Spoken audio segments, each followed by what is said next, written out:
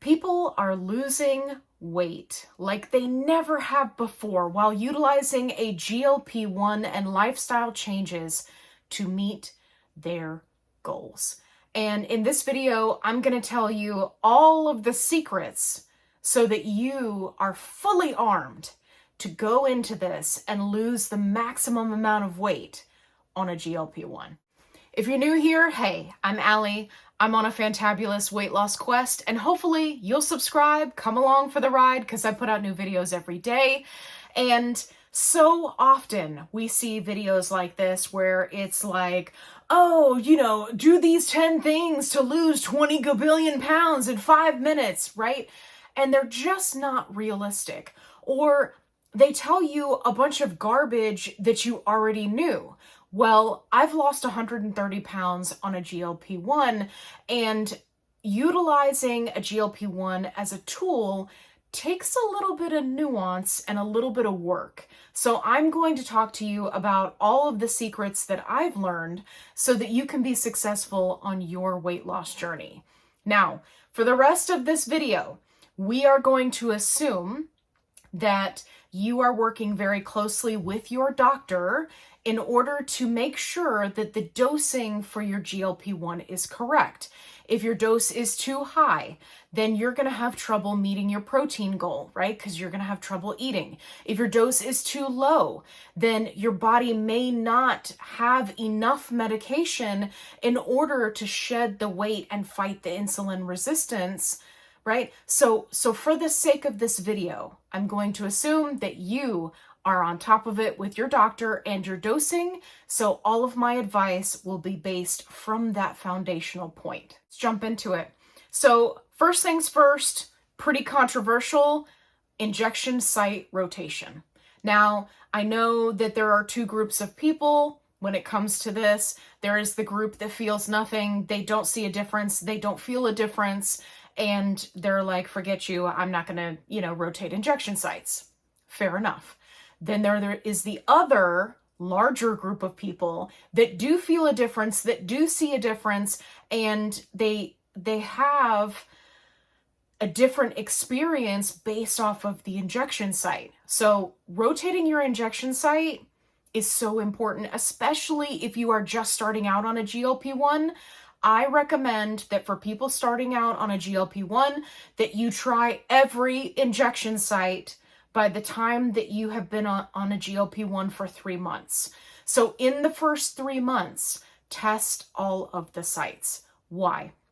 This can be incredibly helpful for you as you transition and lose more weight, right? Because we're injecting into fat. So your favorite injection site may change as you travel along on your weight loss journey. So it's important that you at least give it a try. If it doesn't make a difference for you, okay, fair enough. You may just find that certain locations are more comfortable than others. So you're not going to know unless you're rotating. There are two schools of thought when it comes to what should you eat first on a GLP-1. So I'm going to tell you about both of them. The first one says you should eat the protein first, right? And this is because for many people, again, especially just starting out, it can be challenging to navigate that feeling of satiety, right? Where you're taking a few bites of food and all of a sudden you feel like you're full. This can be a completely new experience for some people like myself who never experienced satiety, in their life. For me, it was hunger, extreme hunger, or over full. So that feeling of satiety and learning kind of how that comes on is a bit of a process. So there is the school of thought that you eat the protein first, right? Because we want to maintain our muscle. I'm working on it. And we want to make sure that we are providing our body with fuel, right, throughout the day. The other school of thought is start with your veggies. Now, this is important so that you can meet your fiber goal, obviously, which is going to help you when it comes to side effects like constipation and diarrhea. So getting in the fiber is important. It's also good to remember that fruits and vegetables are much lower in calories. So that if you are extremely hungry or you're having trouble not feeling satiety yet because you're still playing around with the dosing, then eating the vegetables first may help you so that you're not, kind of overdoing it or over consuming when it comes to your calories. This next one is a big one.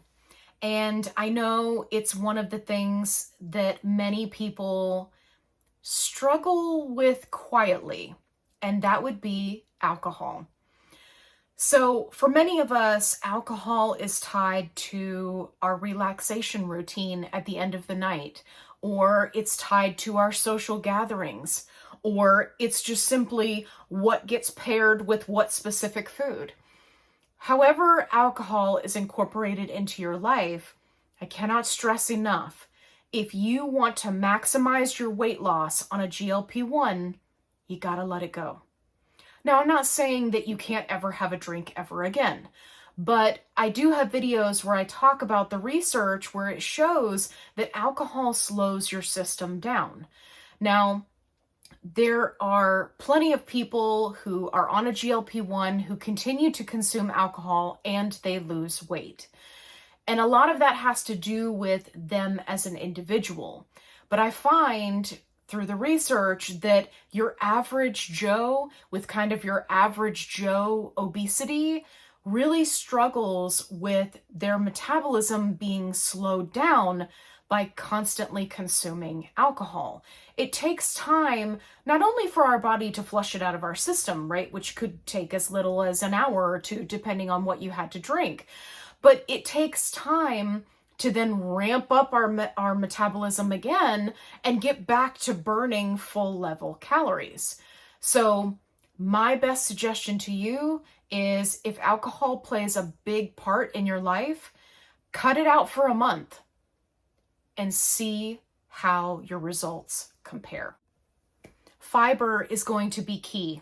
And for me personally, I don't think there are enough creators out there that are talking about how important fiber is.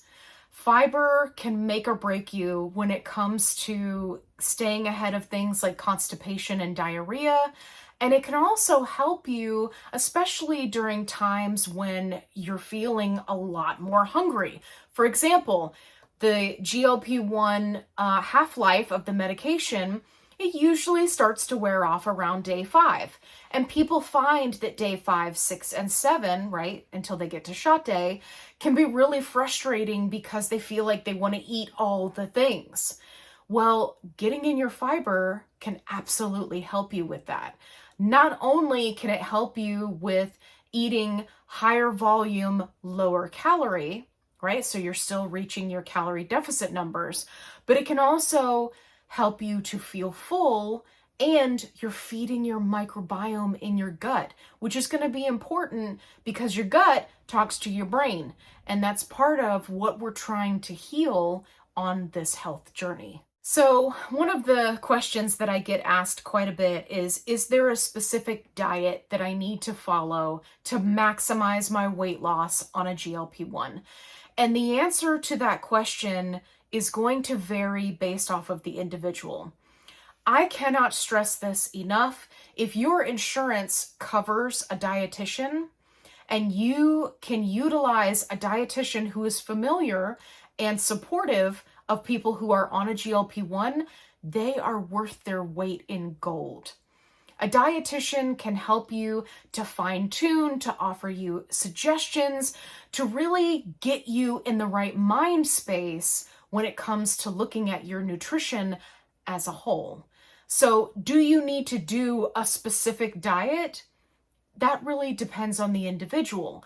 But if you hear somebody saying, you have to do this, you have to do that, that's the only... Listen, I've lost 130 pounds as a type 2 diabetic, and I did not do any specific diet. I wasn't doing keto. I wasn't doing, carnivore. I wasn't doing vegan. I wasn't, right? But I incorporated many things from those various diets to give myself variety and give me the best possible outcome, right? Because I'm using the GLP-1 as a tool. And it's important to remember it's a tool, okay? It's not doing the work for you. You still have to do the work. So let's talk about some options that you hear about a lot in the GLP-1 community. First and foremost, you're going to hear a lot about low carb, high fat, right? Which is keeping your carbs at 50 grams or less. This is not going to be an ideal fit for everyone. If you are utilizing some sort of low carb diet and you feel great, awesome. More power to you. If you are able to, meet your protein goals, if you're, making sure you're getting all your vitamins and minerals, right? As long as we're not like completely eliminating an entire food group. I'm not a big fan of those. So if you're doing, you're getting everything that you need and you want to do lower carb and that makes you feel good, that's perfectly fine. You can do that. But what I'm encouraging everyone to do is to stop thinking about things like putting yourself in a box. This is where a lot of people go wrong. And then they say things to themselves like, oh my gosh, I have to be keto the rest of my life. Now, for some people, that's perfectly fine. And they're happy with that and they feel good. And for some people, they feel like garbage. They feel like doo-doo brown. And they're like, I don't want to do this. This makes me feel like crap. And that brings me to my next point. You are going to hear a lot about fasting. Now, there's a couple of different options, and I want to start off by saying that fasting is not a good fit for everyone. And I will say it again for the people in the back. Fasting is not a good fit for everyone. If you fast and you don't feel good, if you fast and you pass out, if you fast and it makes you feel worse, please, first and foremost, talk to your doctor. But secondly, there's no rule that says that you have to. Okay? So, having said that, I am one of those people who cannot fast. I have tried it many times throughout my life. I have tried it on a GLP-1. My body just doesn't do well with fasting. It happens. But again, there's not enough people talking about it, so I like to start off by saying that. If it's not a good fit for you, talk to your doctor and try something else. So, there's a couple of different types of fasting that you will hear a lot about in the GLP-1 community. The first one is having an 8-hour eating window. This is where you're only eating between a certain time frame, right? Now, if you're going to go this route, I would highly recommend that you have the later part of your eating window, right, in the evening, have that be fasting time, right? So you're eating your dinner and then you're not having anything afterwards. For some people, this will be challenging because they're late night snackers. Hopefully the GLP-1 is helping you with that. But for many of us, if we eat too late in the day because of our slow digestion, because of the GLP-1, it can cause us to have problems overnight, right? Diarrhea, vomiting, stomach aches, gas. Nobody wants to deal with acid reflux. Nobody wants to deal with that, right? So if you're going to utilize fasting, I would highly recommend that you have your longer fasting time, right, in the evening so that you're getting good sleep and you're not, trying to digest a big meal right before you go to bed. Now, having said that, you don't have to be fasting to do that. You can just do that. Secondly, it can be a really good option for some people to do that option, right, where they're fasting in the evening because they wake up every day very hungry and they can utilize that time to get in some protein and get in hydration, right? So protein, water. That can be a really good option for them. So if they're fasting later in the evening, they can start their day off right with protein, right? Another fasting option that you hear a lot about is 2 days of fasting during the week. Now, with a GLP-1, this could be an option for you, again, if it suits your body. And usually people will utilize the first 2 days after shot day to be the fasting days, because that is when the appetite suppression is highest. Now that's going to vary a little bit based on, person to person. For some people, it doesn't kick in for like 2 days. And so then days, 2 through 4 are higher for them. You'll have to figure that out for yourself because, like I said, each person is an individual. But essentially what they do is they are getting in the calorie deficit for the week at the beginning by fasting, right? So then you're doing higher calories throughout the rest of the week, right? Which would be more like maintenance level calories, and you can still lose weight. This can be a good option for people who are on a stringent or high level workout program. If you are somebody who's doing heavy lifting, this may be a good option for you. You can fast on the 2 days that you're not working out. And then you've got that higher kind of maintenance level calorie option for during the week, for example, while you're hitting the weights hard. I'm doing so much talking that I had to hydrate. The next big secret to losing a ton of weight on a GLP-1, fixing your relationship with food. Yeah, I said it.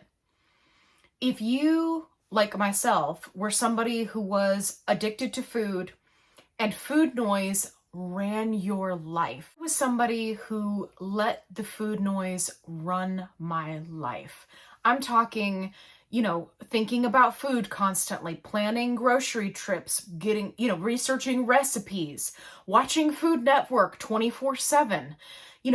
Coming up with various desserts and things to make, right? Like this was my life 24/7 because of food noise.